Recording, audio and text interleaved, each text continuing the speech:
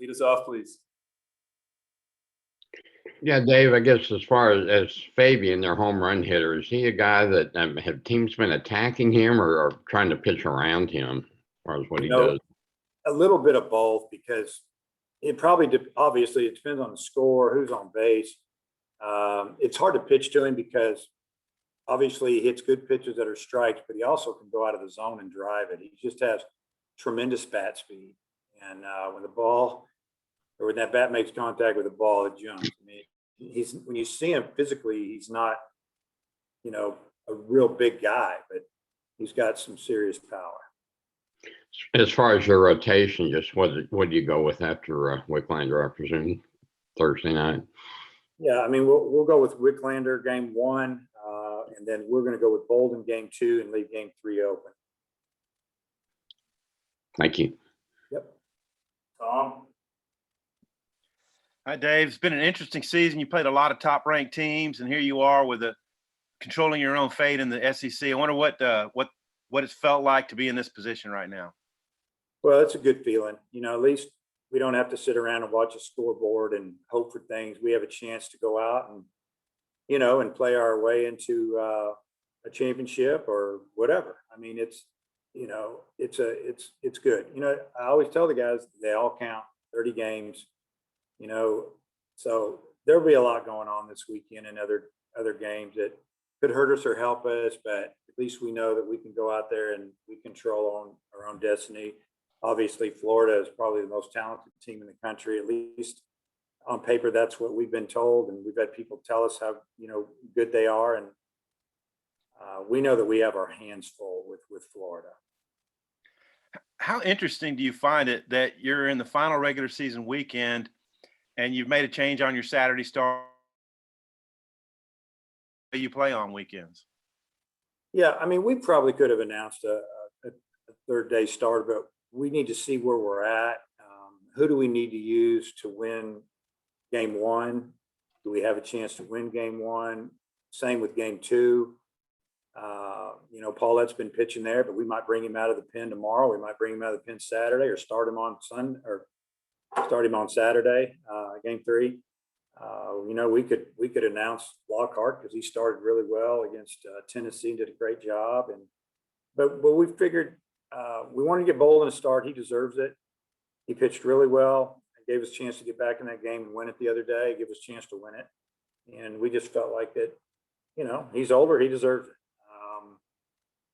But yeah, I mean, I guess to answer your question is, and basically what you're saying is, you don't have 3 lockdown starters all year and still changing things up, and you've got a chance to win the SEC championship. I mean, it's just been a great group effort. It's about the team, and the team really pulls for each other. And yeah, there's guys that are disappointed that maybe they don't get to start, whether it's in the field or in a game on the mound.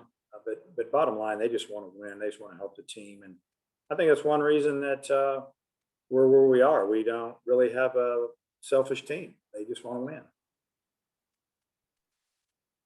Bob? Hey, Dave, how you doing? Good. This is going to be the first weekend you can have full capacity. So I assume, what's your feelings about that? On the fans, we're really excited. I even told the players, when it came out, that there's a lot of new guys in the program, and then guys that were new last year that really didn't get to feel an SEC crowd or at home. And this will be their first time and only time as far as an SEC crowd. And it's different. We need the fans. We need the fans to be loud. We need the fans to help us. And this is when they can do it. Full crowd, playing a great team like Florida. And we need them to be into it and like it's a super regional. We need that kind of feel here. And I know how much time you probably spend on Twitter. Speaking of super regional, Kendall Rogers, who always seems to know what's going on nationally, he tweeted that the NCAA is expected to announce today full capacity for regionals and super regionals for baseball and softball. What's your reaction to that? Yeah, I'm pretty sure that happened, and we're expecting to have to host a regional here. So we're really excited about it. Number one, we're excited that more fans get to come to the game. Number two, think it's good for us. I mean, we play the schedule we played, done what we done. You'd like to have a little bit of a home field advantage, and it is. You can say it's not, but it is. And so we're pretty excited about it. But we got to get through this weekend. We can talk about that more. And you said people have told you Florida's the most talented team. Are you talking about pro scouts, or who are you getting feedback from? Yeah, just other coaches in the league, and they are. I mean, they were preseason #1 in like every poll, and they have really good arms. They had good freshman arms come in. They kept some guys that didn't sign last year in the 5-round draft. They're playing more freshmen in the field now. They've got some really good hitters. They're a dangerous team. I mean, there's a lot of teams in the SEC that are dangerous, and Florida's one of them. So, am I saying they're better than Mississippi State or Ole Miss or some of these other teams we played? They're just as good from what we've been told. Okay, thanks. Yep. Hodge? Yeah, Dave, Payton had a couple of really good starts out or appearances out of the bullpen. How confident are you that he's able to maybe be a long relief guy, and how do you think he'll embrace that role if that's how you have to use him? Oh, I think he would. I think he would do a great job at it. Like you said, we witnessed it after we took him out of the rotation after a couple, 3, shaky starts, and he went to the pen and he did a great job. And then we kind of promoted him back to a starter, and he's had some good outings. It's just hasn't been quite as consistent as we've needed. So I think he'll do a great job, and I think he wants to win like everybody else. Sure, he would like to start, but I think he gets it, and we have confidence in him. He's got a really good arm, and he can get good hitters out, and that's what you have to be able to do in this league. So yeah, you'll see him this week. And with Lockhart, if you do start him, it seems like he's really good for 4 innings and maybe hits a wall in the 5th. What's the key to getting him through that 5th inning? Yeah, I don't know, but I guess the thing is, at least we know. And, we have other pitchers, like Castillo, he's 4 hitters or 2 innings max, and we bring him back out. We've done it 7 times this year, and it hadn't worked out. So we didn't bring him back out the other day. And, we've got a couple other guys that have kind of told us what to do. And, we've lived with it. We've learned, we've lived with it. We've learned. And now we move on to the next guy. So, hey, if Lockhart gets a start and he goes 4 strong innings, we'll probably send him back out, but we'll have a guy ready, to see if we can get him through. But if he doesn't, we can't be 2 hitters too late. But yeah, I don't know what you do. You keep trying, but you know what it's done in the past, and you try to be ready to handle it. Andrew Ellis? Hey, Coach, Florida always seems to have power arms, but their strikeout numbers are a little bit low considering some of the talent on the staff. Just what do you make of their overall numbers and kind of their staff as a whole? Well, their overall staff as a whole it's dynamic. I mean, they've got a little bit of everything. They've got left, right. They've got sinkers, sliders, change-ups, location guys. They can bring a little bit of everything at you. I mean, those guys they're just really good baseball coaches over there. Sully, respect him and his staff, and they recruit good players, and they have a lot of options down in their way, and they've kept a lot of kids from signing over the last few years, or kids have decided to go to Florida instead of going into professional baseball. And I mean, it's one of the top 1 or 2 programs in the country over the last 10 years, and it's hard to maneuver. You've got to, when you get a chance to score, you better score. And as far as striking out people, strikeouts sometimes are overrated. Yeah, they're great. You got to get one when you need one, but you got to be able to pitch. And they flip-flopped some guys. They took some of their starters and put them in the bullpen and have used them at the end or used them in the middle because for some reason they weren't getting off to a good start or whatever. Different scenarios. They felt like they could be stronger that way. And I think it's really helped them the second half of the season. It's worked out. And also, you've had a lot of freshmen, true freshman position players that have had big years for you over the past, since your time here. How do you think Caden Wallace compares to some of those guys as far as just consistency? Because it seems like he's producing week in and week out. He's right up there with any of them. I mean, he's hitting over 300. Yeah, he's hitting over 300. He's got 30 plus RBIs. I think he's got double-digit home runs. He just missed a couple the past week, getting him off the top of the wall. I mean, he's been consistent, like you said, and he's played a really good right field. He's made some really nice plays. He can run. I mean, he's going to be he'll be a factor again the rest of this year, next year, and he's going to be a really good professional. Seth? Yeah, Dave, a little off the wall here, but maybe a little appropriate with the fans coming back. I'm curious, when did you first notice, we're working on a story about the beer hats, and then what was your first reaction to that, and how it's kind of taken off with the fans?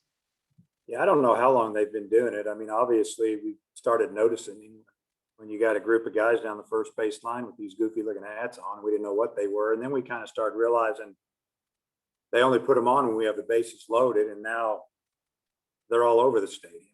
I don't know where they buy them, but they do. It's been, I don't know, 7, 8, 9, 10 years, it seems like, since they started doing it. I may be way off there, but yeah, it's kind of a cool tradition. I like it because that means we got the bases loaded. And then one other thing, what's it like having Charlie Welch, a guy that has done really well coming off the bench, in that role? He's been the best I've probably ever had. Pinch hitter, spot starter. A lot of times on most teams, he'd be our starting DH, whether it's a left-hander or a right-hander, but for sure against lefties, because he hits them pretty good and hits the righties well. If you look at the matchup numbers, but Matt Goodhart has kind of had that position, and it's interesting. It's been tough to keep him out of the lineup, but knowing you have that guy, it's kind of a weapon anytime in the game. If you have the right opportunity, depending on the score, to catch up, to build up a lead, and you can plug him in, and he's not going to get a hit every time, but he usually has a pretty good at bat. Jason? Coach, you mentioned the team. I mean, is this as close a group of guys that you've ever had? And how much has maybe COVID played into these guys becoming closer and you guys having more success on the field? It's hard to remember back all the teams. The 04 team is really close, or we wouldn't have done what we've done. I'm going to pick way down there in the league and won it.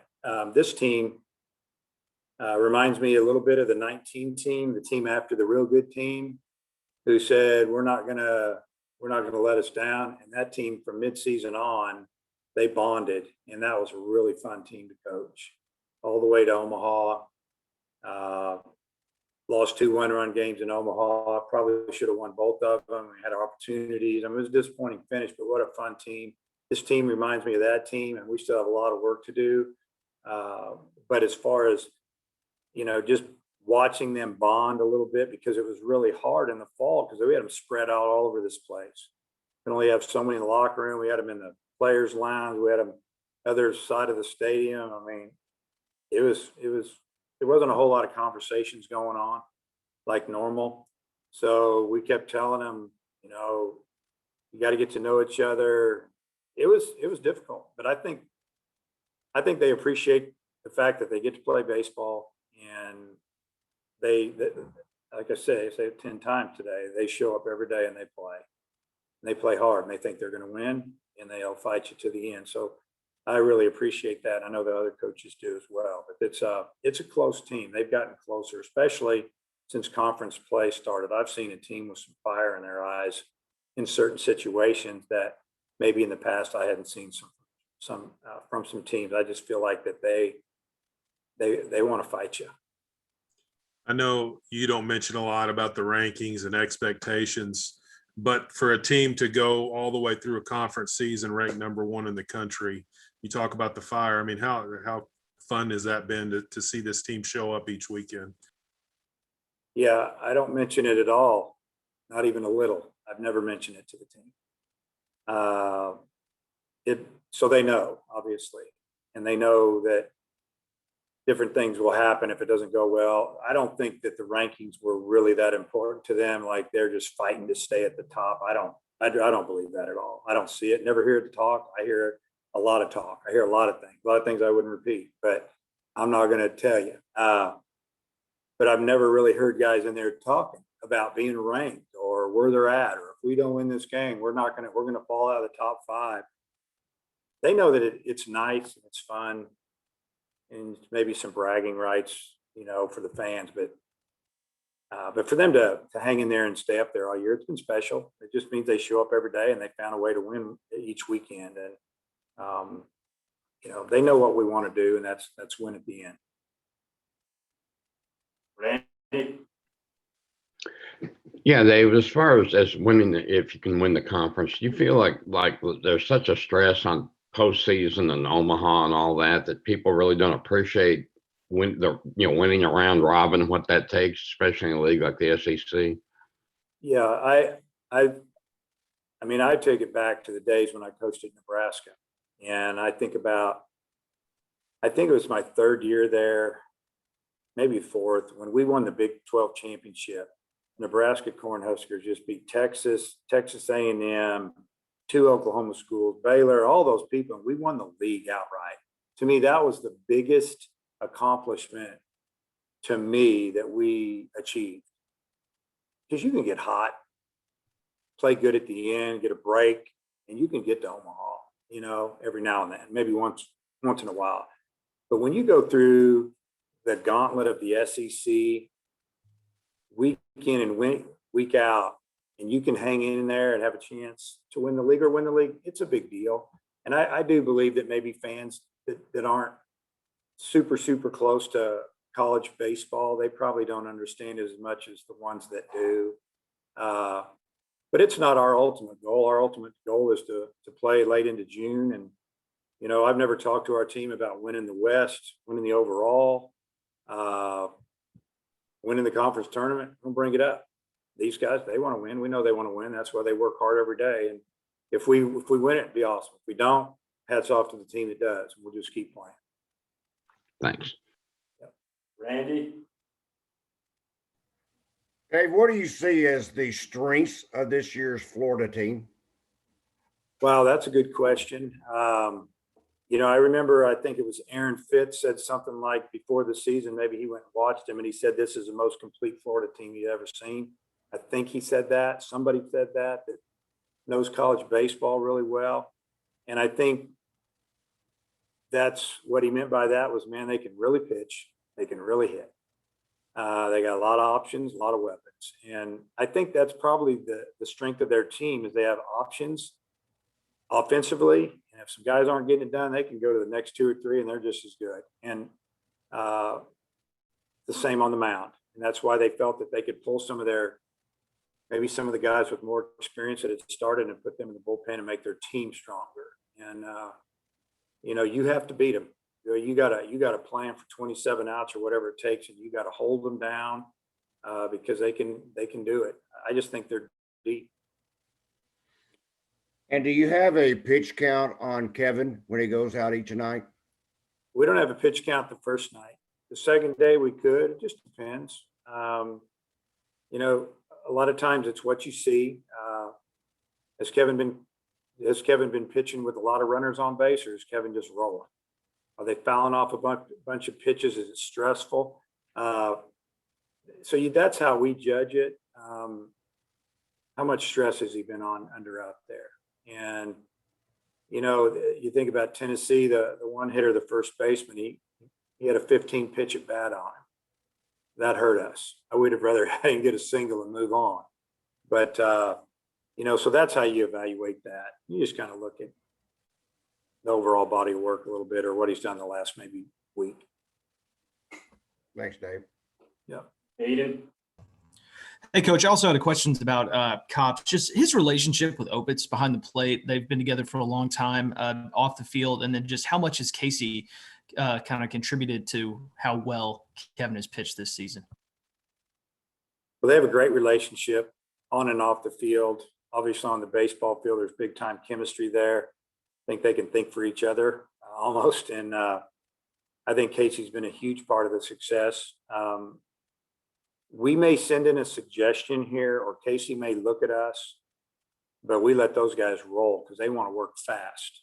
We want to keep the rhythm going. And, we trust both of them, make good decisions. If there's something going on, we really want a certain pitch, we're gonna let them know. But for the most part, it's probably 95% of the time they're making the decision on which pitch to call, and they move fast. And that's good. Rhythm, pitching and hitting is good. Come back around to the final few questions. Bob? Yeah, Dave, you mentioned Welch, or you were asked about Welch earlier, and I think he's like 4 of 8 or 4 of 9 or something like that as a pinch hitter. I'll check with Oliver. But what do you think's the key to a guy batting like? I know it's a small sample size, but that's pretty impressive for a guy to come in cold and get hits like that. Well, he starts to get ready on the bench mentally. He knows when and who I might want to pinch hit for. So I'm over there and I start to look around and he's standing right behind me and he's already got a bat in his hand. And that's what the good ones do. They figured out, this is my role. This is where I'm going to contribute.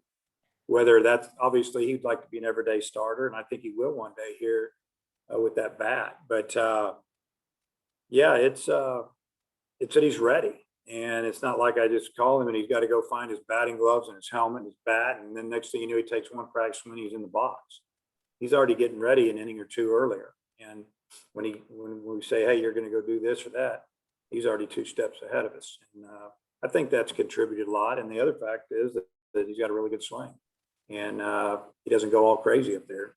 And he'll take a walk. If he needs a walk, take the walk. Yeah, thanks. Yep. Hutch? Yeah, Dave, I'm just curious how Jackson Wiggins has kind of bounced back after his outing the other night. Have you seen him in practice and stuff like that? Yeah, he threw well the other day for Coach Hobbs, and he seemed fine. I don't know what to tell you there. I mean, we haven't played a game since, so he hasn't been out there, but we believe in him. And if you don't see him this weekend, definitely see him in the tournament. Last question coming from Tom.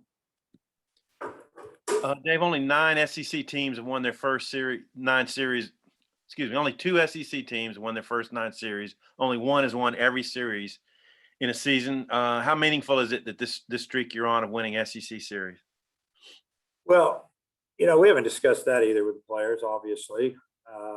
We just play, but, I mean, if we win the series, we know that we handle our own destiny. So that's probably the biggest part. We want to win the series because it keeps us at the top.